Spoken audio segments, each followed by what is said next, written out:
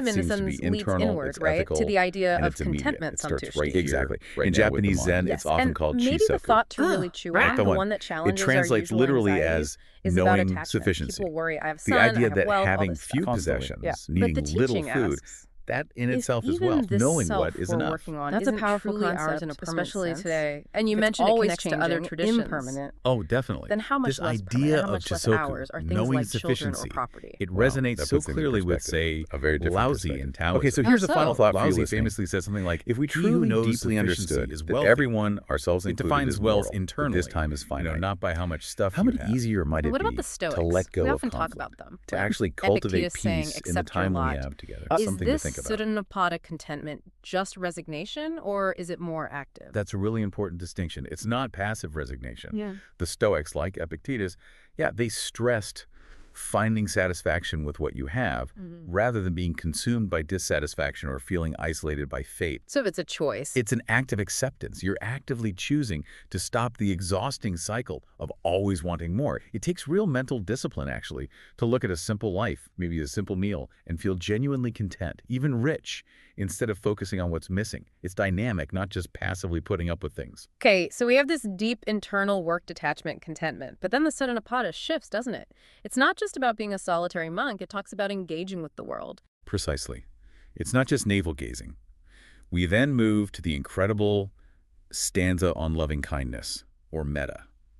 And what's striking here is just how radical, how limitless the scope of this compassion is meant to be. Limitless how? You're instructed to extend boundless loving-kindness metta to literally all living beings, no exceptions. All beings, like animals, insects. Everything. The text is very specific. It says strong or weak, long or short, big or small, visible or invisible, those already born or even those yet to be born. Wow. It's meant to be truly universal, to completely overcome any feelings of resentment or rivalry or judgment towards any creature anywhere. And there's that incredibly powerful analogy it uses, the one about the mother. Yes, it's unforgettable. Protect all beings as a mother would protect her only child, even at the cost of her life. That just makes it so visceral, doesn't it? Takes it from an abstract idea to this primal protective urge. It grounds the concept in that intense, unwavering devotion, and then says, apply that level of care universally.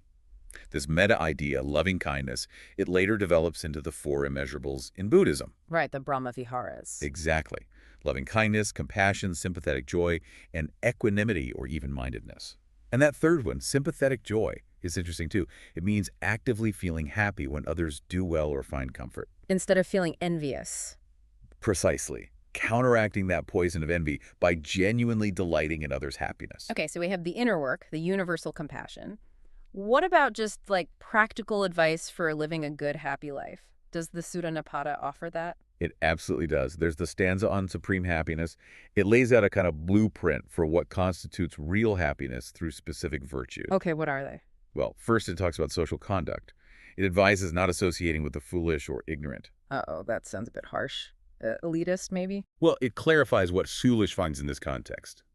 It's defined specifically as those whose main focus is just chasing material wealth, people who lack wisdom and tend to pull you towards distraction and more craving. So it's not about intellect, but about focus, like avoiding people who drag you down spiritually or ethically. Exactly. It's pragmatic advice.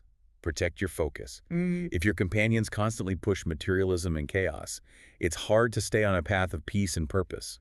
You should instead stay close to the rise. Okay, that makes more sense. What else? Then it covers family and work life, things like serving your parents, cherishing your spouse and children. And this one really jumps out today, maintaining order and avoiding confusion in your work. Order in your work. That's considered key to supreme happiness. Apparently so.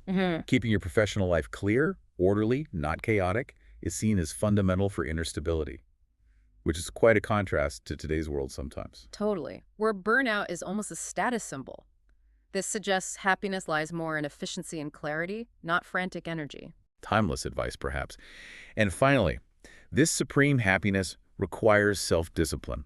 Things like having deep knowledge and practical skills, maintaining bodily discipline or restraint, and crucially, having excellent speech. Excellent speech. What does that entail? It means your words should be loving, truthful, not hurtful, and definitely not being double-tongued.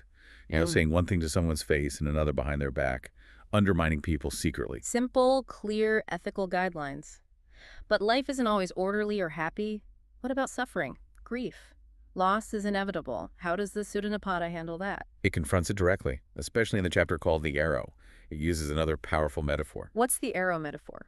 It says life is short, it's unstable, it ends inevitably, like a clay pot made by a potter eventually shattering into pieces.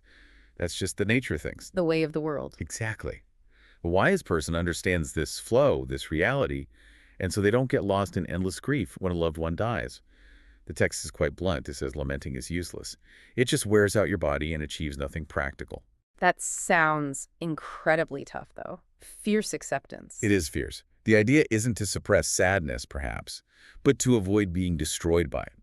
The path to peace is to metaphorically pull out the arrow of affliction. And the arrow is? The arrow is the craving for things to be different, the intense emotional pain born from resisting reality. The wise person accepts that everyone born must eventually die. Accepting this deeply is presented as the only way to move forward without being consumed by sorrow. Fierce acceptance.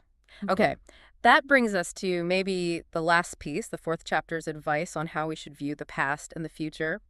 This feels incredibly relevant for navigating modern life with constant change. Yes, this is really practical guidance for making decisions today. The instruction is quite clear. What does it say? First, don't find joy just in the old, meaning don't cling to nostalgia, endlessly wishing things were like they used to be. Okay, avoid getting stuck in the past. Second, don't be captivated just by the new. Don't blindly chase trends or novelties simply because they're new and shiny. So don't jump on every bandwagon. Right.